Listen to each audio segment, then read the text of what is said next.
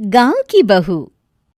क्या सावित्री, मैंने सुना है कि मालती की बहू ने अपने सास ससुर को घर से निकाल दिया है। अब क्या कहूं, आजकल की बहुओं का कोई भरोसा नहीं है, कब क्या कर दें। मालती की बहू को देखकर कौन कह सकता था कि वो ऐसी निकलेगी। तू सही कहती है, आजकल की बहुओं को देख मुझे तो बड़ा डर लगता है। कहीं मेरी बहू भी ऐसी निकल गई तो। नहीं, मैं तो गांव की सीधी सादी लड़की से अपने बेटे की शादी करवाऊंगी। इस तरह एक दिन गायत्री अपने बेटे की शादी गांव में रहने वाली मीना नाम की लड़की से करवा देती है। ये लीजिए माँ जी, आपके लिए गर्मा गर्म नाश्ता और चाय। अरे वाह बहू, सच कह रही हूँ, जब से तू इस घर में आई है मुझे तो बड़ा आराम है। तेरे जैसी बहू तो किस्मत वालों को मिलती है। का माँ जी, अब इतनी भी तारीफ मत करिए ना। धीरे धीरे मीना गायत्री की चहेती बन जाती है और मीना भी गायत्री को कभी शिकायत का मौका नहीं देती थी। फिर एक दिन, ये ले बहू, आज मैं बाजार से तेरे लिए साड़ी लाई हूँ।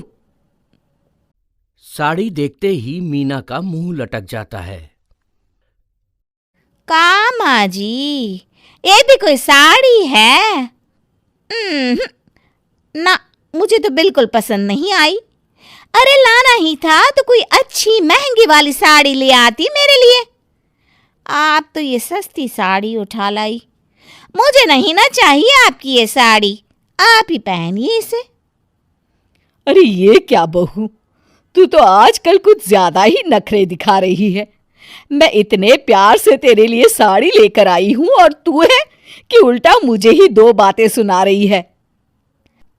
अरे माँ जी, आप अपने लिए तो बड़ी डिजाइनदार और महंगी महंगी साड़ियां खरीदती हैं और मेरे लिए ये सस्ती साड़ी ले आई।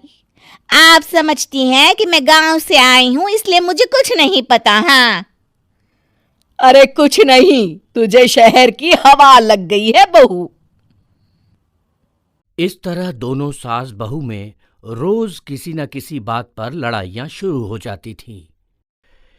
एक दिन गायत्री अपनी कुछ सहेलियों को अपने घर चाय पर बुलाती है।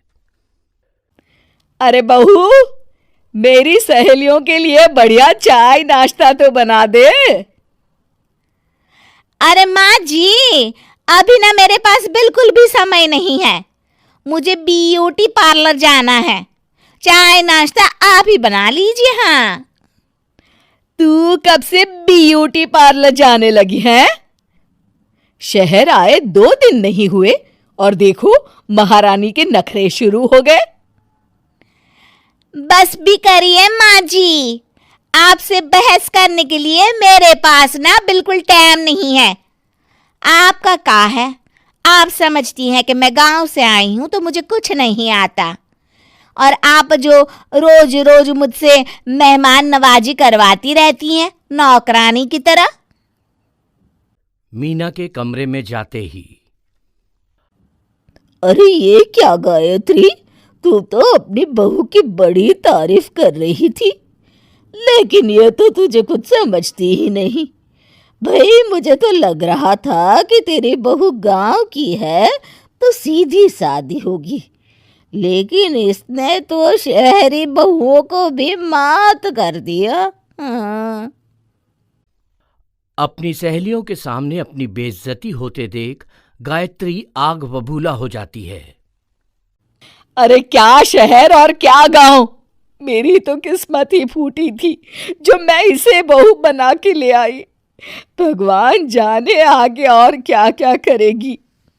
अब तो मुझे कुछ ठीक नहीं लगता।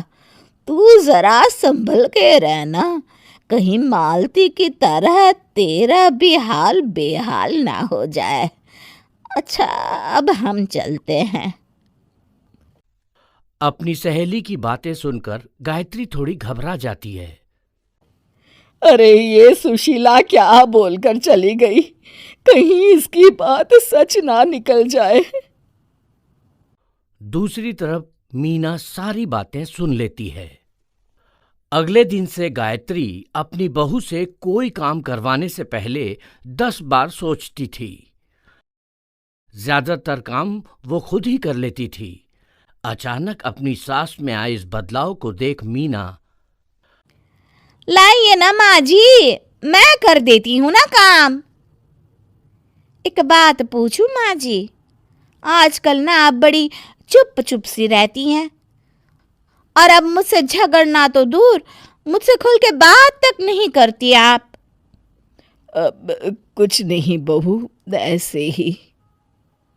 मीना अपनी सास की मंशा भांप जाती है और मुस्कुराते हुए कहती है, अरे माँ जी, चिंता मत करिए, मैं आपको घर से नहीं ना निकालने वाली।